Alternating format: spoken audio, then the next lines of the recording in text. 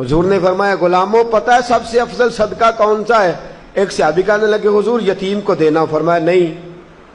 سب سے افضل صدقہ کون سا ہے یا رسول اللہ؟ مسکین کو دینا۔ فرمایا نہیں۔ سب سے افضل صدقہ حضور مسافر کو دینا۔ فرمایا نہیں۔ سب سے افضل صدقہ یا رسول اللہ مجاہدین اسلام کو دینا۔ فرمایا نہیں۔